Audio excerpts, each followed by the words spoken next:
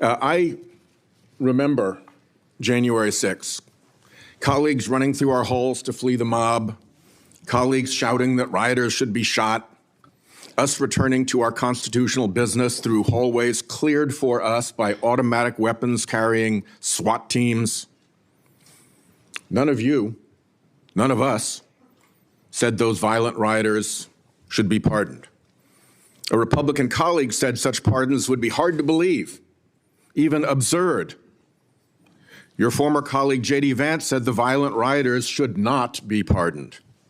Even Jim Jordan said pardons would, and I quote, focus on all the people who didn't commit any violence. Well, Trump pardoned all of them. And there's a lesson in that.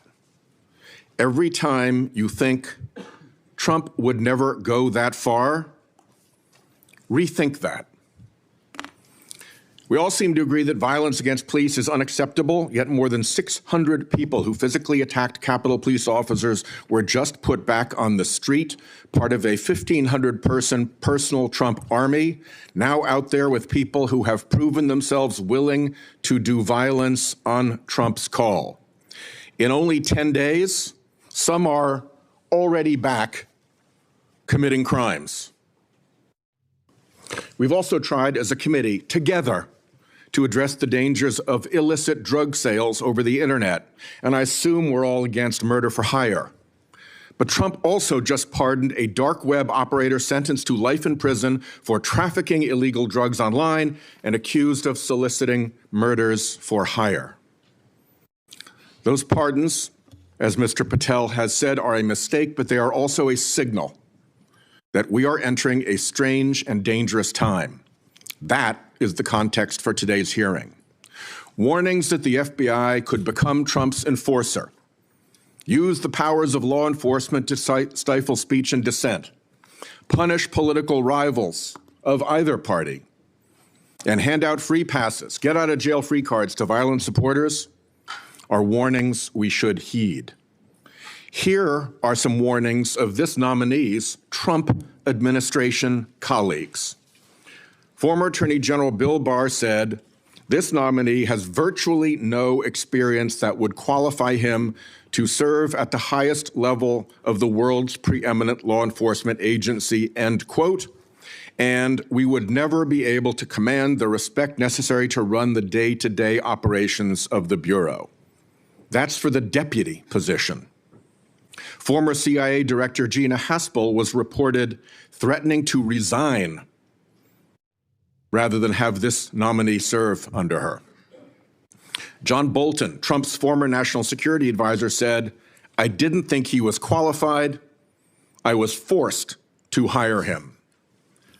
Trump's deputy national security advisor, the nominee's former supervisor, said, his ideas are ludicrous. He's absolutely unqualified for this job. He's untrustworthy. And it's an absolute disgrace to even consider an individual of this nature. That's from Republican appointees who worked with him. And here's what this nominee himself has said about using his office to prosecute journalists. We will go out and find the conspirators, not just in government, but in the media. We're gonna come after you, whether it's criminally or civilly. Is that a correct quotation, Mr. Patel? Senator, that's a partial quotation. But it's correct. In part. Regarding his publication of his enemies list, Mr. Patel proclaimed, the manhunt starts tomorrow, and reposted a video depicting him taking a chainsaw to his political enemies.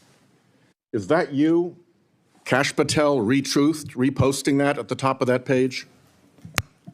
Senator, I had nothing to do with the creation of that meme. Is that you reposting it, was my question. And that's me at the top. You said FBI agents were responsible for the violence on January 6th, and I quote you here, beyond a reasonable doubt. Is that what you said? That's completely incorrect, and I appreciate the opportunity to address that. I'll give you an opportunity in writing, but this is my time now. Have at it. An Inspector Attorney General investigation found that that was false. And you said we should impeach judges who rule against Donald Trump, who are, in your words, political terrorists. When this nominee tries to explain all this away, keep one thing in mind. He's testified under oath before a Colorado judge who presided over a Trump case in which he was a witness.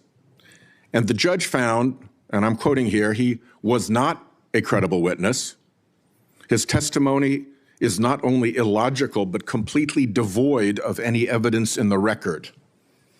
That's from a judge. This is a dangerous time, and I ask all my colleagues to consider whether these plain comments by this person and by his own Trump administration colleagues should be given a blind eye, just overlooked, or whether, like the warnings of pardoning violent January 6 offenders, they're warnings to be heeded. There is an unfathomable difference between a seeming facade being constructed around this nominee here today and what he has actually done and said in real life when left to his own devices. Conduct shows character.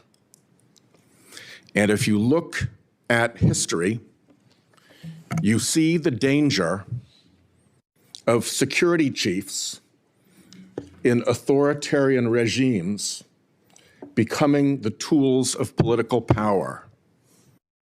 The characteristics that they often show are that they are vengeful, that they are grandiose, that they are intemperate, that they are partisan and blindly loyal, and that they are servile and won't say no. I'm afraid that the history of this nominee's conduct raises those warnings.